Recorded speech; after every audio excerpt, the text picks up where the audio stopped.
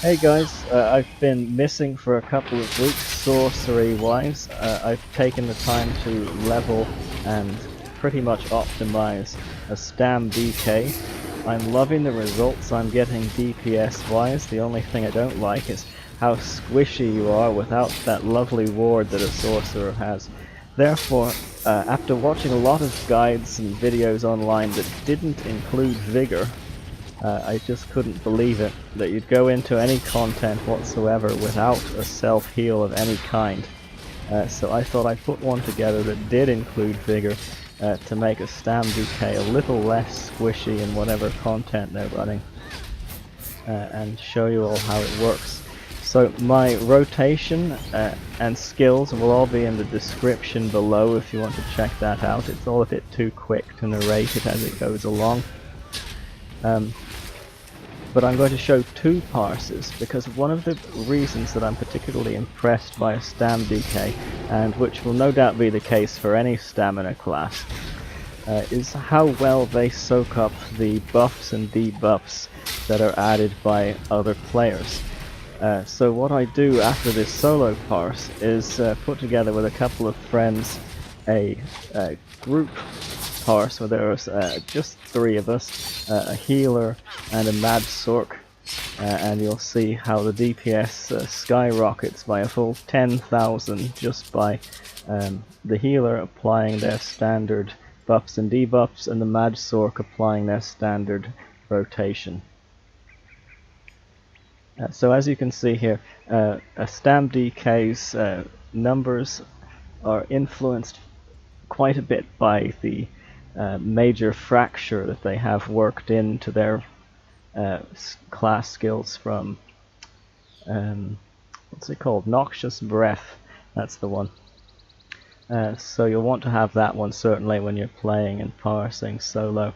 You might be able to do without it when you're in a group, but it's pretty nice damage as well, so I'd leave it in there.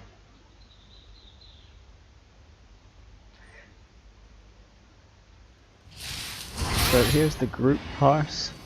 I'm using exactly the same skills, gear and rotation. Nothing's changed on my part.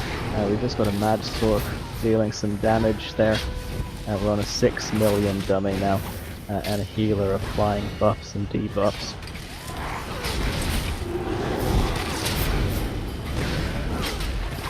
As you can see there, I'm using Selenies. I've tried quite a few different monster sets, and Selenies for me is the best.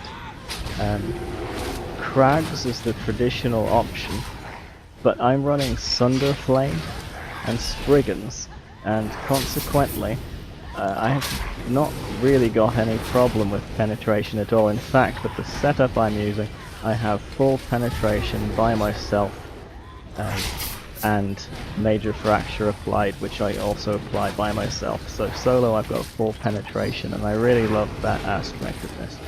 And yes, I have completed VMA with this build. It was a bit arduous, but I think that's probably because I'm not used to playing stamina in VMA. So as you'll see from having a look at the combat metrics, this damage could have gone a lot higher if the group was optimized. Some of the skills fall off from time to time. Warhorn is only up once after 30 seconds, that falls off. So I could see this going into the mid-50s certainly, with a more optimized 4-man group.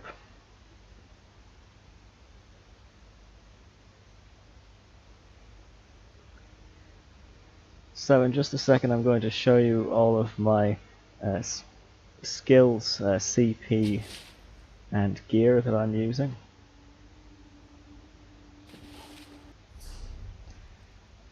I've got 5 Sunderflame and 5 Spriggan, 2 Selenies. My weapons are a Nirnhound sword, an infused axe, and a Nirnhound bow.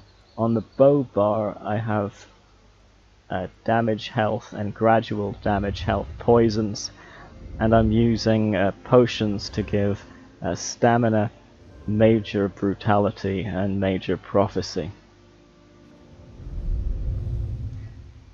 So there are my CP. Any questions, ask in comments. Bye.